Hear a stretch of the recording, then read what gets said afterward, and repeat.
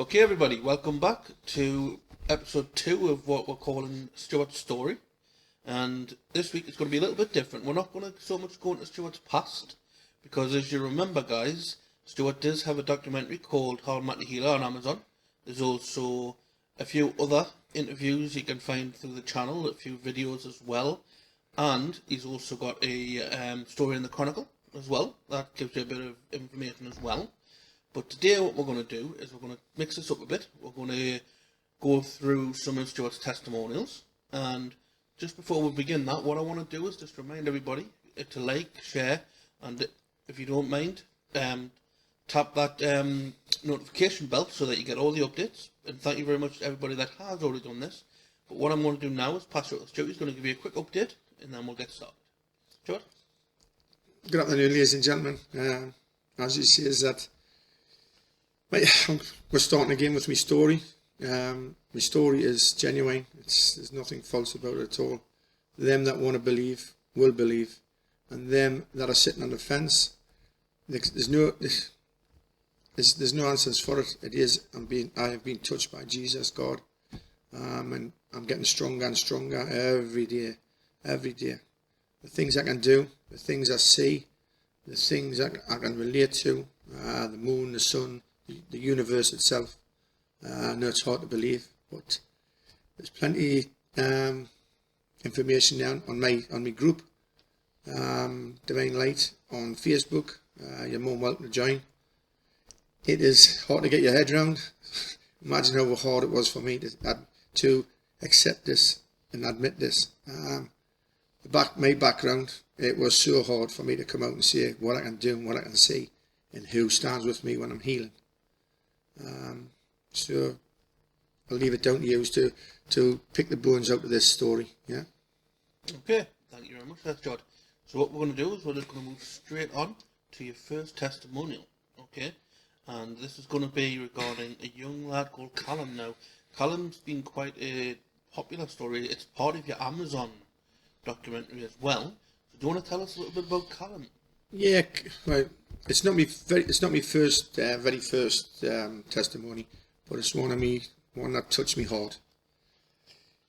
Right, it's hard. I thought, I'm a proper man. I don't like shopping. I just don't like shopping at all. And my wife asked us to take her shopping. So we're going up to a concert. It was 4 days before Christmas. And we're driving along one of the country roads there, taking one of the back roads. In this big cross, about 20 foot high, I see it in the sky. It starts coming down towards me. It's indigo, gold and green. And it's coming towards me, and it's 20 foot. And I says to my wife, Sharon, can you see that? Can you see it? Can you see what I can see there? She says, I says, there's a 20 foot cross there coming towards me. And she says, what's the road? What's the road? And she's getting a bit concerned. So was I.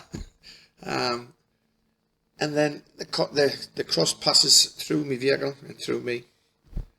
So about 50 yards along the road, same cross comes down, but it's got Jesus on this time. It's coming down, and I'm getting all emotional. And I says to my wife Sharon, and she couldn't see it. She's panicking and saying, "What's the road? What's the road?" And then it passes through us again. Now I know that was a sign from my Lord Jesus that I was going to be called upon. 3 minutes after that, I got a phone call from one of the staff that work with me at the Teams Club. And Lindsay, she phoned up and she says, "Stuart, I've got this guy on the phone," which I now know is, we call him Malcolm. And he's beside himself. He's very emotional. His son's got 2 hours to live. And I says, give him my number. Tell him there's a phone us in straight away. So anyway, Malcolm, he phones us up, and he's beside himself, and I asked him to calm down. I says, so I could understand what he was saying. And Malcolm says, "I don't believe in this, Stuart." He says, he says, my son's got he's got cell palsy, young Callum, he's 10 years of age. And he says, "I don't believe in what I'm saying to you here." He says, "But I want to do, my family got to tell you, my son had 2 hours to live." And I'm getting a bit emotional now, talking about it. So this Malcolm says, like I said, he don't believe in it, and I'm getting very emotional now, ladies and gents. But he says I went to do me moaning in the corner. Me like turned to, he didn't know what he's doing. He says just put the iPad on, and I'd done an interview with the Evening Chronicle about 6 months prior to this. And when I'd done that interview, Malcolm put his laptop on in the hospital to go in the corner out the way of all the rest of the family. And when he put his laptop on, the interview that I got come on the top of the page. He didn't Google us, he didn't search for us. And I was on, as soon as I opened up Chronicle Live, there I was. So he knew he had to phone us, get in touch. So that's why I phoned the club up, tell us a bit about it on the phone. And I says, right, where are you now? He says, I'm in the RVI. I says, I'll make my way across straight away. So I left, I got out to go shopping, and I left straight away. But Newcastle was playing at home, and this was around about 4:30, 5 o'clock when I got the phone call. So it was a bit of a hard job getting into the RVI. I had to go around the town to get there. Now, when I got in there, at this point I didn't know what I was going to do, because I wasn't as sure as I am now of what I can do. Now, when I went to that hospital, all the families sitting there around, and they took me through. And the young guy, Callum, he's lying on the bed, tubes all over him. He didn't look well at all. So as I'm going in there, I says I'll do what I can do. It was in the intensive care ward upstairs, and I goes up there. The dad met us downstairs, Malcolm. I goes up, gets in the room with him, and I puts my arms there on him and held him. And as I'm touching him and holding him, the young lad, his blood pressure dropped that much and his heart rate had dropped that much. They couldn't put any fibre optic lenses into his veins to go in his kidneys, so he was dying from the inside out. All the toxins was going into his body, and his main veins were that flat they couldn't put these tubes in. So I touched the lad and held him, and just held him. I put my hand, he touched his head, and I put my hand on his body, and I prayed, and I got very emotional, and the tears were running down my face. And his mum and dad, everybody was like everybody was emotional and all crying. So I prayed, and Jesus come by beside the bed, and I held him and asked for Jesus to save this young lad. And I done what I done, and the energy and the power that's gone through my system was immense. So I left there, very emotional fella. I said, I've done what I've got to do now. I says, no, again, it's in the big man's hands. I says, I've asked for Cam to be saved. And no sooner I got in the house, I got a phone call. And his mum, Sharon, says, Stuart, I don't know what you've done. She says, but now his blood pressures went up, his heart rates went up. And I can now put the fibre optic lenses into his veins and into his kidneys so they can flush his body out. And I went over there every day, apart from Christmas Day, for 2 or 3 weeks it was. I just knew I had to go. I knew I was called upon to do this. And when I went across there, when I seen his face there, and I mean, what kind of day I was having, or had. When I seen young Callum there, when he was pulling around and he was smiling and laughing. I've got videos of it and photographs of it. It filled me up, really. I went over there like as if I'd won the lottery. And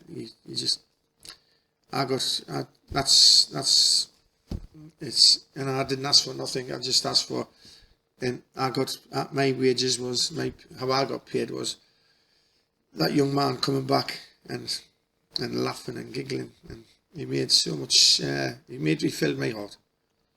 And I still keep in contact with the family now. And the love his mum and dad and his family give him, it wasn't just me and Jesus put him through, it was the love of them as well. And the young lad's still alive today, and he's going to live for a lot, live here as long as I am, and I can help him. That young man filled my heart. Okay, Stuart, so that was, as you mentioned there, young Callum. So do you want to tell us a little bit about the next child that you've actually managed to help, a little girl called Ava? Yeah, a friend of mine, he was a good friend of my brother anyway. Well, my brother Seamus, he's passed away now. And Billy brought his granddaughter up, Ava, to come and see me. He says, would I take time out to have a look around? I says, yeah, I'll have a check her. Yeah, look her, see what I can do, see if I can help her. Now, this girl was in serious pain with her feet. She was struggling at school, she was with anything. She was walking. I believe she had meningitis as a child. And it was a kickback from that, I believe. And she was in really, really bad pain. The girl come to see me. I've done one session on the young lady, Eva. And as I'd finished there, and she woke up. Go to the mile of sleep when I'm healing. And when she gets up, I start, she was okay to have a walk around the room. And she got off the room and she was laughing and giggling. And her granddad says, "You all right?" She says, "Granddad," she says, "I can't feel any pain anymore." And to this day, I believe she's still pain free. But the hospitals and doctors couldn't do anything for the young lady. I think they were resorting to some nasty operation or something to get it done. But I brought Jesus in, and the divine light of Jesus went through my body and into hers. And I believe she's never looked back. She's still pain free and enjoying life as a young child should, and running about, playing with others. And if you check her testimony, her mum's testimony and her granddad's testimony, Billy, they're going to be alongside my video here, so you can read it for yourselves.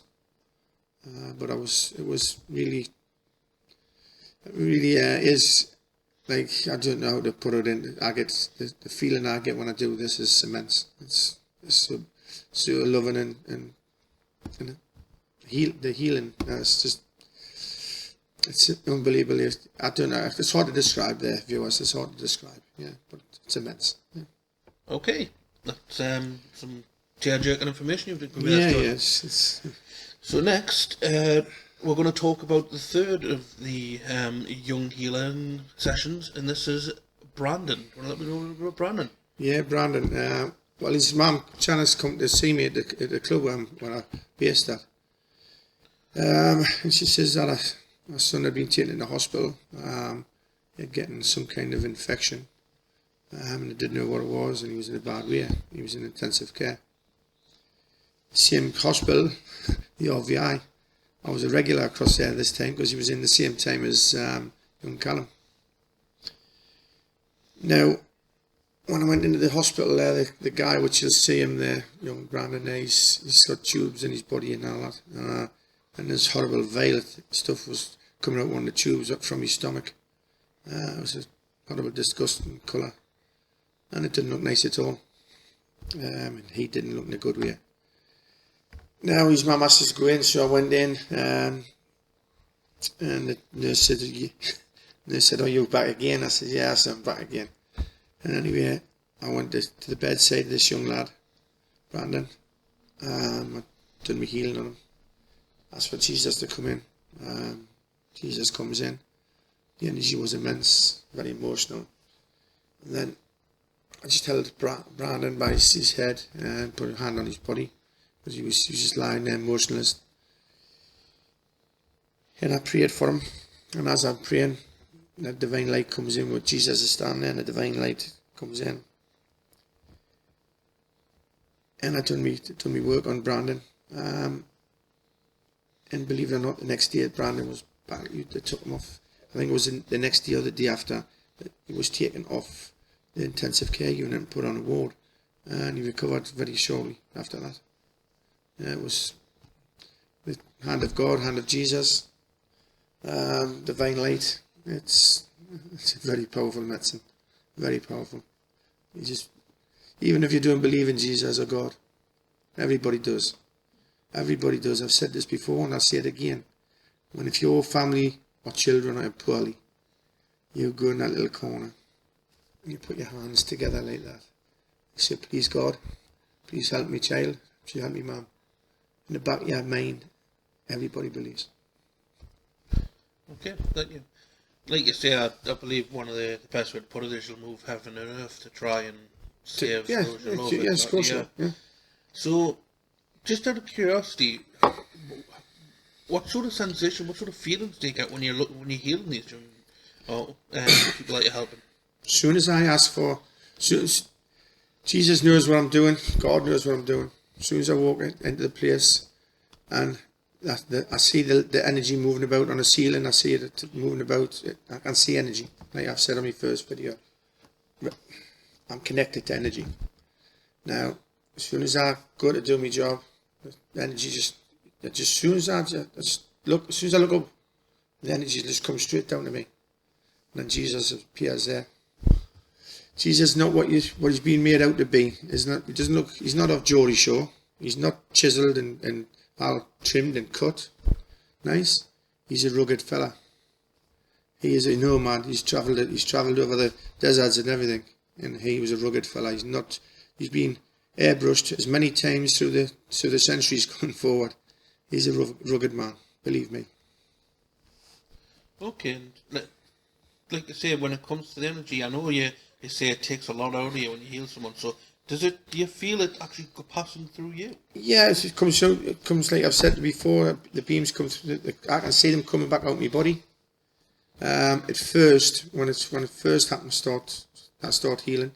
After about 5 people, I'd be in bed for 24, 30 hours and out cold sleep. And I used to wreck us. Now, as I said, I'm getting stronger and stronger. And as time's moved on, I've moved on. And I'm a really powerful energy healer. I'm a really powerful light being. We're all light beings. And I'm just getting more powerful and powerful and powerful. And I can do as many as my body. I can do. My body can handle a lot more, let us say, now than it could then. Okay, thank you for that. Okay, so the next person we're going to talk about is someone a bit more closer to home. It's a lady called Mia, I believe, is the auntie of your wife. Do you know a little bit of her story? Yeah. Well, me and my wife, Sharon, was on holiday. And Mia was going to the hospital for a routine operation on her foot. And when she's going into hospital, complications set in because she had angina. And we were on a plane coming back. And as we're coming back, Sharon says, we'll just go and see my Auntie Mia tomorrow. And I said, no, we've got to go now. I got a message. I went to go there and then. So, just to stop you there, sorry, Stuart. When you say you got a message, what do you mean by a message? I get drip fed, and the message come to my head saying that we had to go straight to the hospital. Alright, so it wasn't like a text, it was almost like something... Yeah, something, okay. Yeah, it was from the divine, yeah. So anyway, we went straight up to the hospital, and Mia's daughter, Glynis, was leaving. And as Glynis was leaving, we went in the little cubicle, she was by herself. And when we walked in, I could see Mia's soul leaving her body. All the divine colours just starting to leave her body. It was about a foot outside her body. And she was fighting for her life. When you're passing away and you're fighting with every breath, it was panting away she was. So I picked her up and I held her and asked for Jesus to come in. Jesus came in. And as Jesus comes in, he sends the energy through to my body. I'm holding Mia. and her breathing stopped being so erratic. It started slow down. And then the soul went back into her body. And my prayers got answered. Mia lived for another 5 years after that. She was that was when she was 81. I think she was 86. But it was very emotional when I seen this happening. It was a fantastic moment, but it was a very, very emotional. Yeah. Okay, just going back to what you mentioned there. So you mentioned the soul leaving the body. You mentioned some colours. Can you give a bit more? Yeah, because your soul is your light being. Your soul is your light being. And we're all light beings, and her soul was starting to leave her body. As she was leaving, ascending as a light being. And I asked, not for me, for me as well, for the family. And my prayers got answered. Her soul went back into her body, and the breathing stopped being so erratic and slowing right down. Okay, so is it just like you mentioned? Is it like just light that you see, or is it Light. physical form? It's a light. It's light, but it can take whatever form it wants. It can take whichever form it wants, because it's light. It can be manipulated any shape, anything. But it had a slight. When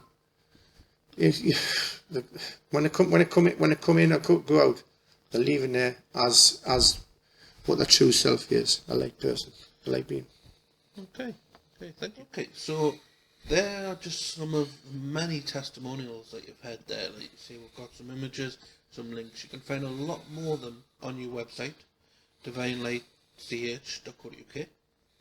Now, what we're going to talk about now is a bit more what happens when you are healing, because there's some interesting things on the group page, especially one that showed a recent healing session some time ago where an individual you were helping out there, but when you were healing, someone actually pointed out you looked like this particular holy man healer from some time ago. Do you want to tell a little bit about who that was? Yeah, it was for that Pure there. He was. It got brought to my attention. It was one of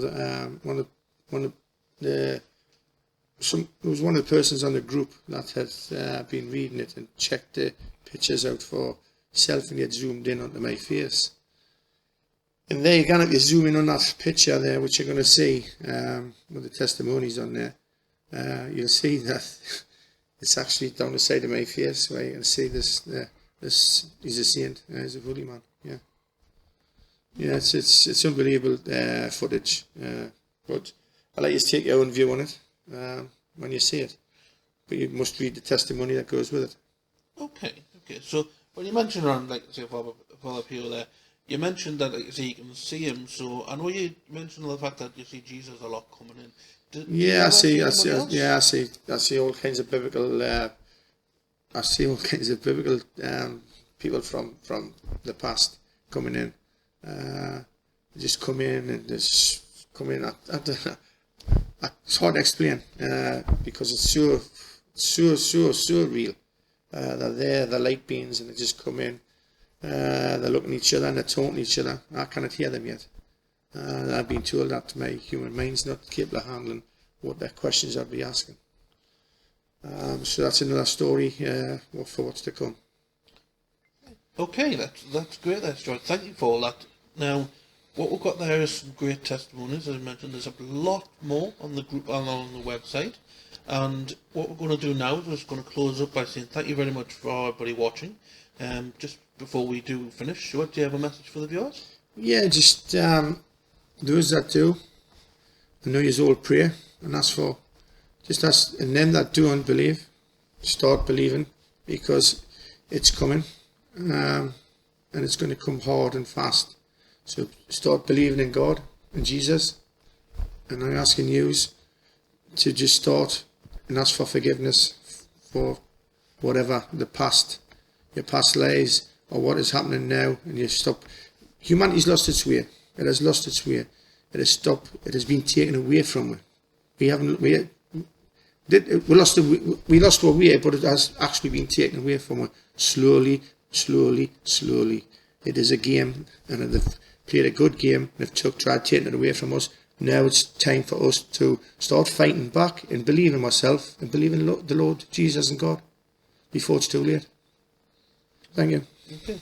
Thank you there, Stuart. So what we're going to do is just end now, like you mentioned there before. Coming up will be, of course, the usual links that you guys will see. Again, just as we mentioned at the start of the video, if you wouldn't mind just hitting that like button, really helps us, helps out the channel. Subscribe please if you're new, and until then, thank you very much and we'll see you next time. Bye.